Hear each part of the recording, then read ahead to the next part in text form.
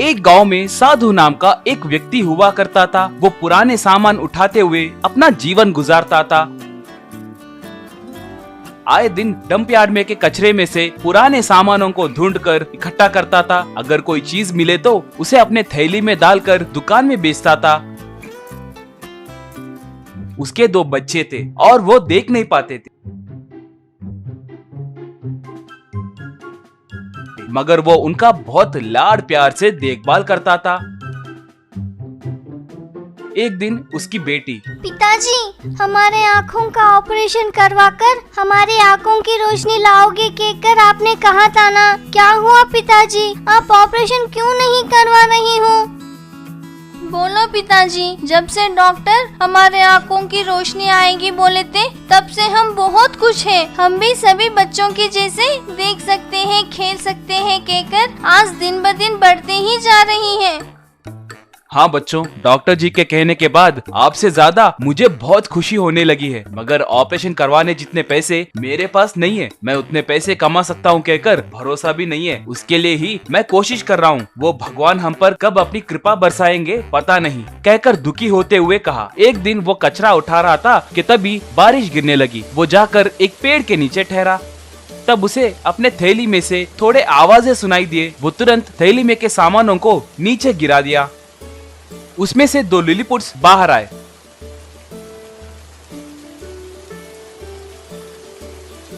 ए, तुम कौन हो? मेरे थैली में कैसे आए? श्रीमान, हमें कुछ मत कीजिए। हम लिलीपुट देश के रहने वाले हैं। गलती से आपके थैली में आकर गिरे हैं। हमें छोड़ दीजिए, हम चले जाएंगे। मैं तुम्हें कुछ नहीं करूँगा, मगर वैसे तुम लोग कौन हो? यहाँ पर क्यों आए? श्रीमान, हमारे देश में बहुत सारा सोना है। हमें जो भी चाहिए था उसे आपके देश में से एक आदमी आकर हमें देते रहता था। वो हमें mini bus, tractor, auto, bike ऐसे जो चाहे वो लाकर देता था। हाल ही में वो गुजर गए। अब हमारे सारे गाड़ियाँ पुराने होकर खराब हो गए हैं। तब से हम सबको ऐसे पैदल चलना पड़ रहा है। तो फिर मैं आपकी मदद करूंगा। आपको जो चाहिए वो मैं ला कर दूंगा। उसके बदले मुझे आपका सोना दीजिए। मैं बहुत परेशानियों में हूँ। श्रीमान, आप अच्छे आदमी हो, इसलिए आपने हमें कुछ नहीं किया, मगर हमारे महाराज किसी पर भी उतने आसानी से भरोसा नहीं करते। यही असली समस्या है। हम जाकर हमारे महाराज से बात करके उन्हें मनाने की कोशिश करेंगे। आप कल यहाँ आकर हमें मिलिए। हमारे महाराज जी मान गए कि नहीं, ये बात हम आपको मिलकर बताएंगे, कहकर चला गया। बाद में साधु कचरे में ढूंढने लगा। उसे एक पुरानी मिनी एम्बुलेंस दिखाई दी। आहा, इसे मरम्मत करके उस महाराजा को दिए तो वो मुझ पर भरोसा करेंगे। कोशिश करके देखता हूँ। मेरे पास मिनी व्हीकल खरीदने उतने पैसे नहीं है ना, इसीलिए इसे ठीक करके दिए तो बस है। यूँ सोचकर उसे ले गया। बाद में उसकी मरम्मत करके उसे नया एम्बुलेंस के जैसे बनाया। अगले दिन उसे लेकर लिलीपुट्स के पास आया। हमें माफ कीजिए, हमने महाराज जी से आपके बारे में बताया था, मगर पता नहीं क्यों वो आप पर संदेह कर रहे हैं, क्योंकि हमारा देश कहाँ पर है कहकर नए लोगों को, खासकर इंसानों को पता चलना उन्हें पसंद नहीं है। आप जा सकते हैं। ऐसे मत कहो दोस्त, मुझे ये एम्बुलेंस कचरे में मिली है। मैं इसे आपके लिए बहुत मेहनत करके लाया हूँ। कृपा करके मुझे आपके महाराज के पास ले जाइए। मैं उनसे बात करके उन्हें मनाऊंगा। मुझे एक मौका दीजिए, कहकर हाथ जोड़ा। तब दोनों एक दूसरे को देखकर ठीक है बोले। ऐसे वो साधु को लेकर महाराज के पास आए।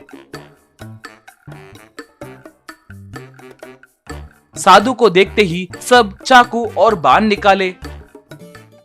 महाराज जी, रुकिए रुकिए, मैं आपसे युद्ध करने नहीं आया हूँ, दोस्ती करने आया हूँ। मेरा यकीन कीजिए, ये देखो, ये एम्बुलेंस आपके लिए ही लाया हूँ। अगर आप अनुमति देंगे तो यहाँ रहे सारे गाड़ियों को रिपेयर करूंगा। इस एम्बुलेंस को मैंने ही रिपेयर किया है। आपके पास रहे पुराने गाड़ियों को रिपेयर करके बिना नए गाड़ी खरीदे आपके पैसों को बचाऊंगा। मेरे बच्चे अंधे हैं, उनका ऑपरेशन करवाने के लिए मुझे बहुत पैसों की जरूरत है। मेरा यकीन कीजिए, मैं धोखा नहीं दूंगा, कहकर हाथ जोड़ा।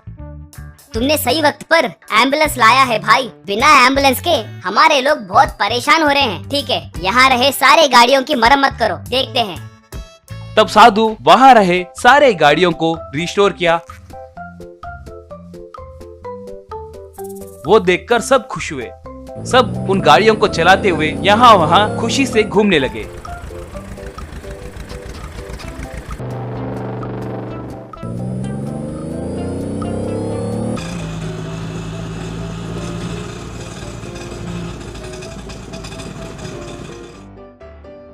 मुझे तुम पर भरोसा आया है। ये लो, ये सारा सोना तुम्हारा ही है, इसे ले लो। अगर फिर कोई जरूरत पड़े तो हम जरूर बुलाएंगे।